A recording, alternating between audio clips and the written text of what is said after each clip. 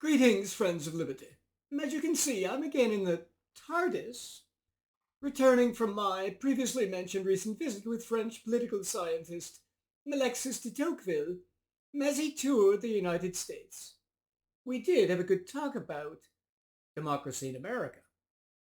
After leaving him, I programmed the TARDIS to London, 1841, a mere decade later, and then emerged to pick up a first edition of one of the more famous early works of social psychology, Extraordinary Popular Delusions and the Madness of Crowds, published by journalist Charles Mackay. As I read through the book, among the topics which Mackay addressed as popular delusions were firstly, the South Sea and Mississippi stock bubbles, where share prices peaked at 9 and 20 times their original prices.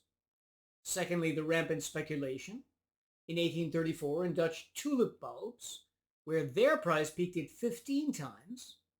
Thirdly, the persecution of witches in Europe.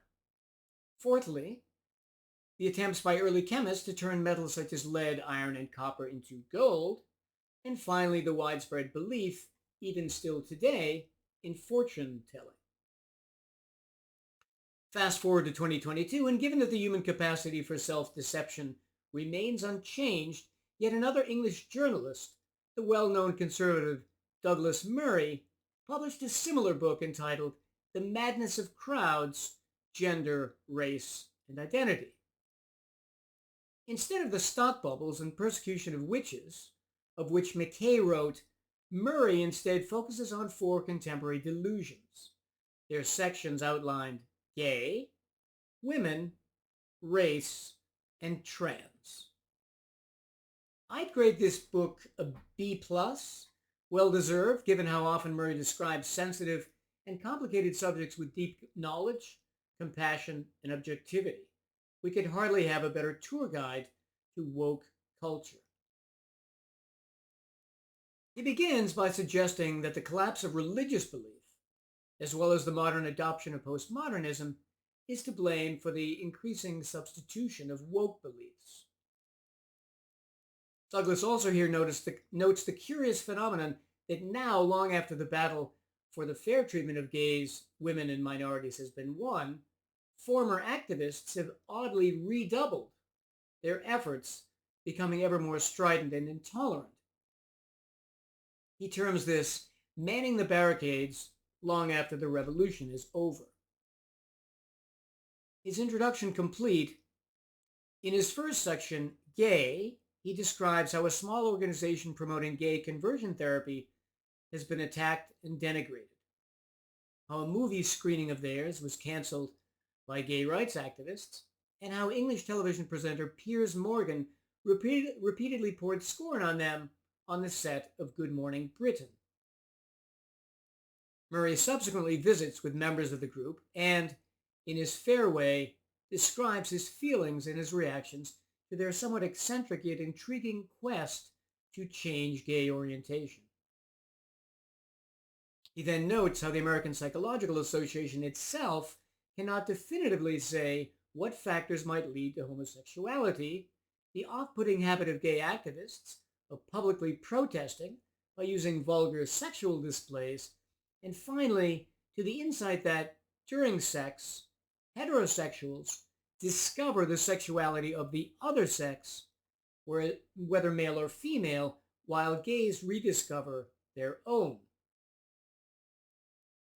After a brief pause to dwell on the Marxist foundations of wokeness, Douglas then begins the next section, Women, by quoting cognitive psychologist Steven Pinker, who in 2002 pointed out the many real differences between the sexes, both physical and cognitive. The only problem is that after about 20 years later, the acceptance of these actual differences appears to have declined.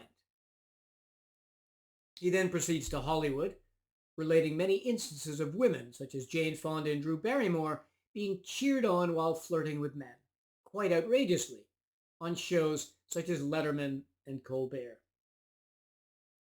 But if men were to flirt so outrageously, cries of toxic masculinity would resound throughout the studio. Leaving Hollywood, He then describes the latest top and bottom female underwear, which actually highlights and defines clearly various female sexual extremities. B, the harsh new rules that govern the workplace, with the result that men routinely avoid interactions with women. C, the proliferation of unconscious bias training to root out alleged prejudices. And D, the success of feminist authors, such as Marilyn French, Susan Faludi, and Naomi Wolf, in demonizing men, with the result that feminism itself has lost much popular esteem. After another theoretical interlude describing some effects of social media companies, as in erasing the distinction between public and private language, and how if you do a Google search for black men, you'll get all black men, but for white men, you'll get a few whites and then whites and blacks mixed together, Douglas proceeds to section 3, race. Here he mentions the rise of black studies in higher education, which was influential in creating critical race theory. The example of Evergreen College, now made infamous by its treatment of Brett Weinstein. 3, the equally shocking example of Erica and Nicholas Christakis at Yale, professors hounded in the quad by unhinged students who were never punished or even reprimanded by Yale administrators. And 4, the racism that is now influencing the casting of many movies, theater, and Broadway roles. The additional examples of Serena Williams' tirade in the US Open, how in the People's Republic of Portland, vendors can't even sell burritos without being accused of cultural misappropriation, and of how a prom girl couldn't even wear a traditional Chinese dress without being charged with casual racism. That accomplished in his final section, Trans, Murray notes that unlike the gradual acceptance of gay marriage, the adoption of trans ideology has occurred extremely quickly, almost overnight. While what this portends is anyone's guess. Although, of course, like gays, transgenders have been present in many societies for millennia, they have often garnered a degree of acceptance, and even in conservative Muslim states, such as Afghanistan and Iran, have been tolerated. The main difficulty, as Douglas explains, with trans lies in the present 99% of potential trans individuals who either aren't intersex or, unlike famous transsexual Jan Morris, don't really feel very strongly that they're the other sex. Shouldn't caution be indicated in treating this vast majority, since surgery is in many respects irreversible?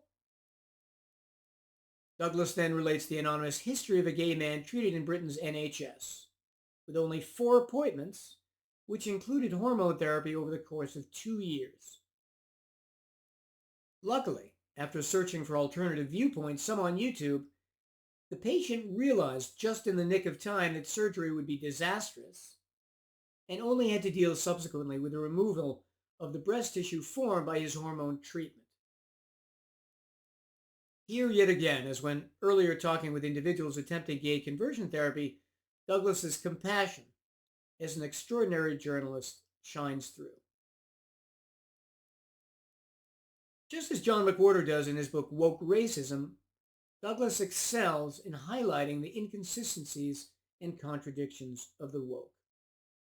Among these, for example, why wasn't it mansplaining when Canadian Premier Justine Trudeau corrected a young woman by admonishing her to use the term people-kind instead of mankind?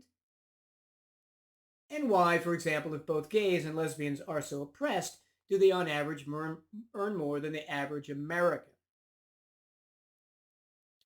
Finally, in the last section, Douglas suggests personal solutions to deal with this ever more powerful ideology and its adherents. Number 1, when the woke claim that the West is so monstrously evil, ask them specifically, compared to what? Number 2, when interpreting the intentions of others, we should be inclined to generosity. Number 3, we should attempt to depoliticize our lives, perhaps. Douglas suggesting that one way of doing this is to simply not let politics have so much intense meaning. Now, while these suggestions may be helpful for some, I would offer my own suggestion.